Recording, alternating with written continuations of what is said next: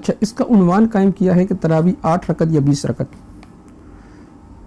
اور اس پر موطا امام مالک کی ایک حدیث کی انہوں نے تحقیق پیش کی ہے، جسے میں کہتا ہوں جعلی تحقیق، کیونکہ اس میں انہوں نے اپنا وہ روایتی کام کیا ہے۔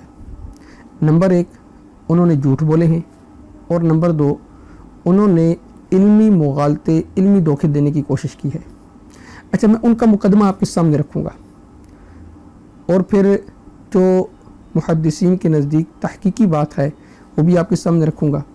پھر فیصلہ آپ نے خود کرنا ہے کہ مرزا صاحب نے یہ دونوں کام، یعنی جھوٹ اور علمی دھوکے دینے کی کوشش کی ہے یا نہیں کی، جسے یہ کہتے ہیں ریسرچ، میں کہتا ہوں جعلی ریسرچ۔ اب پہلی بات جناب نے یہ کی ہے کہ روئے زمین پر حدیث کی پہلی کتاب ہے موطا امام مالک، کہ اس روئے عرض پہ حدیث کی پہلی کتاب ہے الموطا امام مالک۔ حالانکہ اہل علم جانتے ہیں کہ روئے زمین پر حدیث کی پہلی کتاب موطا امام مالک نہیں ہے۔ میرے ناقص علم کے مطابق موطا امام مالک سے پہلے 29 کتابیں حدیث کی لکھی گئی تھی۔ آج کل تو نیٹ کا دور ہے، آپ ریسرچ کر لیں، گوگل میں جائیں اور جا کر لکھیں کہ حدیث کی پہلی کتاب، تو 10 مشہور کتابوں کے نام بھی کھل کے سامنے آ جائیں گے۔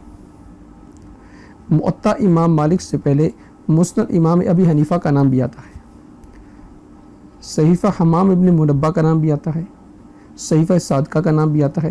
یعنی میرے ناقص علم کے مطابق میں نے جو تحقیق کی ہے اس میں موطا امام مالک سے پہلے تقریباً 29 کتابوں کا نام آتا ہے۔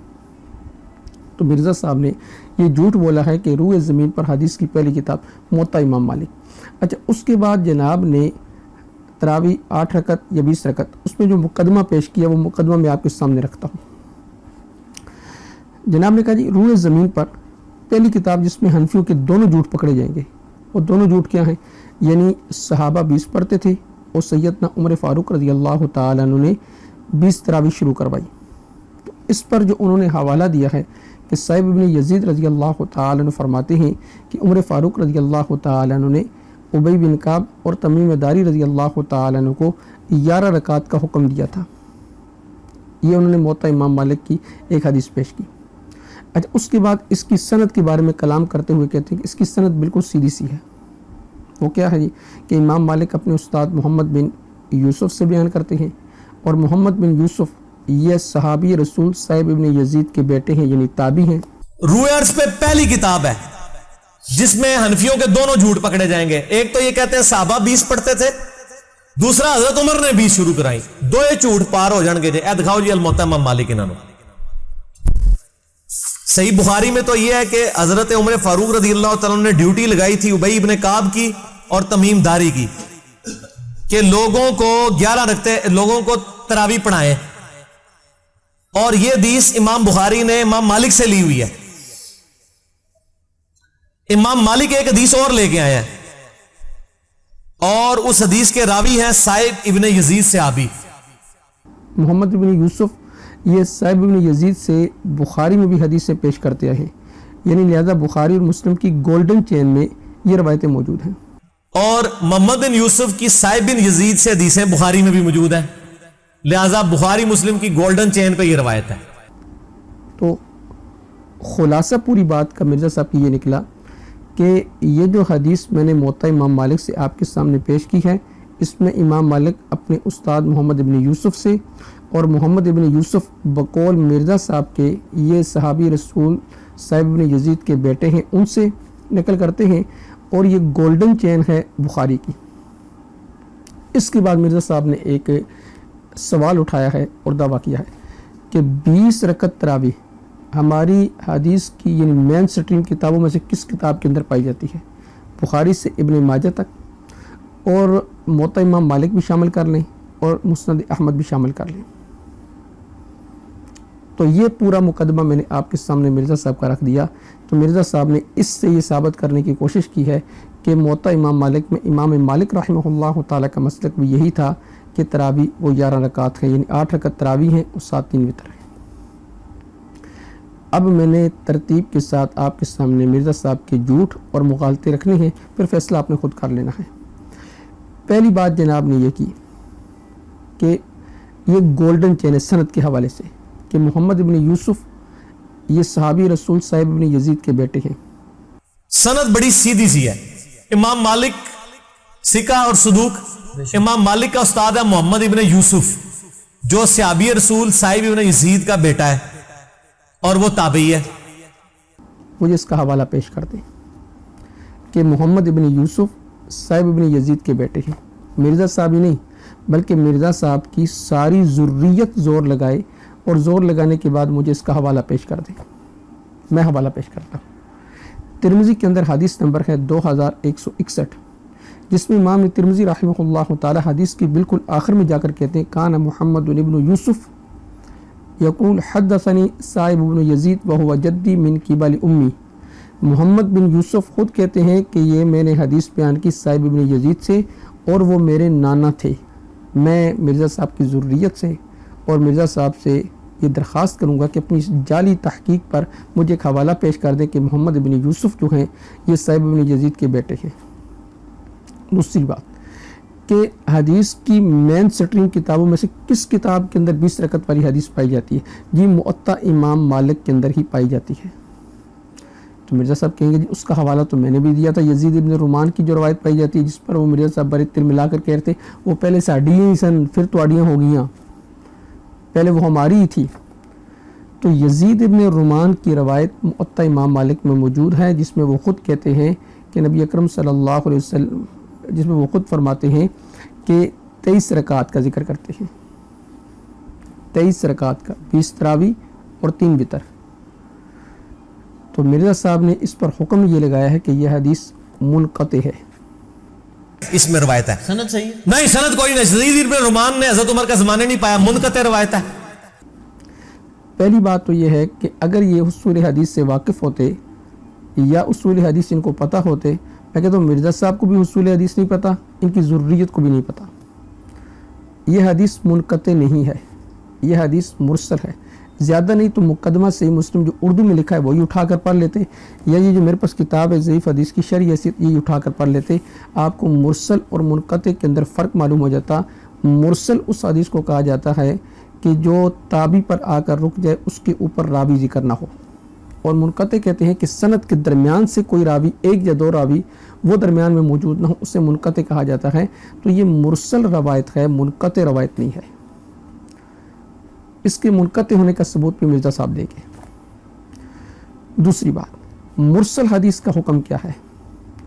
امام نووی رحمہ اللہ تعالی مقدمہ صحیح مسلم کے اندر یہ ارشاد فرماتے ہیں کہ امام مالک جنہوں نے یہ حدیث نقل کی ہے موطا امام مالک میں، امام مالک، امام ابو حنیفہ اور امام احمد بن حنبل رحمہ اللہ تعالی اور جمہور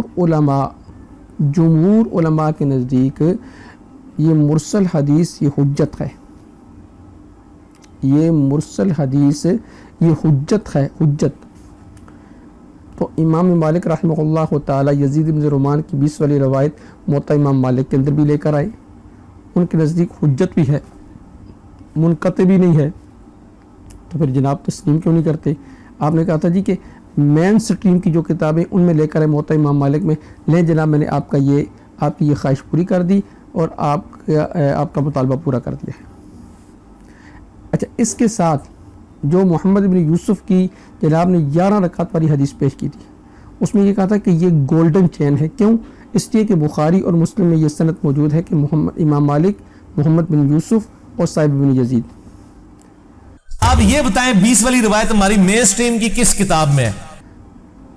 تو 20 رکعت کی ایک اور حدیث بھی ہے جسے حافظ ابن حجر عسقلانی رحمہ اللہ تعالی نے فتح الباری میں نقل کیا اور قاضی شوکانی نے نیل الاوتار کے اندر نقل کیا ہے۔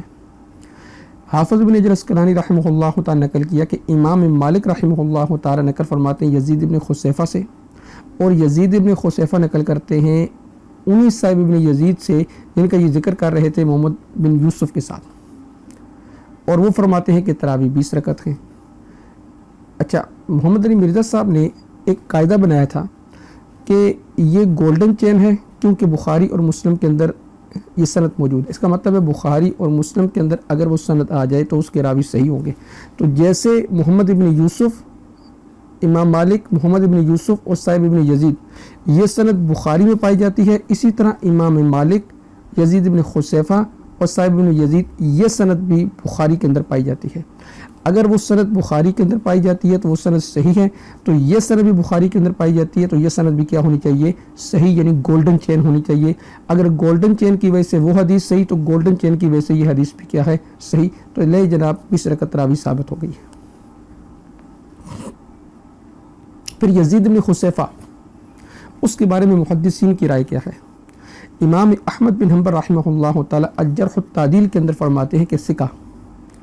پھر امام احمد بن حنبل، امام نسائی، امام ابو حاتم اور امام یحییٰ بن معین، بڑے بڑے جلیل القدر محدثین جو جرح و تعدیل کے امام ہیں، وہ فرماتے ہیں کہ ثقۃ، یزید بن خصیفہ ثقۃ، تہذیب الکمال کے اندر۔ تو نہیں جناب، ہم نے موطا امام مالک سے یہ بات ثابت کر دی کہ تراویح جو 20 رکعت ہیں، آپ کہتے ہیں مین سٹریم کتابوں سے لے کر آئیں۔ انہوں کو تسی اپنا جعلی جڑا اجماع بنایا جے نا، بند کمرے وچ بیٹھ کے بوجھ وچ پا کے رکھو، یعنی یہ جو اجماع اپنے گھر بیٹھ کے بنا رہی ہے اپنے پاس رکھیں۔ تو یہ سمجھتے ہیں کہ جیسے میں بند کمرے کے اندر ریکارڈنگ کرتا ہوں، اسی طرح شاید یہ سارے کام بند کمرے کے اندر ہوتے ہیں۔ تو جناب جیسے آپ بند کمرے کے اندر ریکارڈنگ کرتے ہیں تو سارے کام بند کمرے کے اندر نہیں ہوتے۔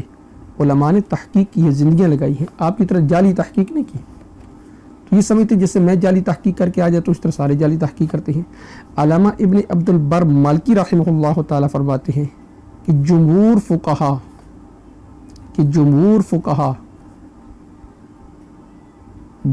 فقہا اور علماء، ان کے نزدیک تراویح 20 رکعت ہے، ان سب کا اس بات پر اتفاق ہے۔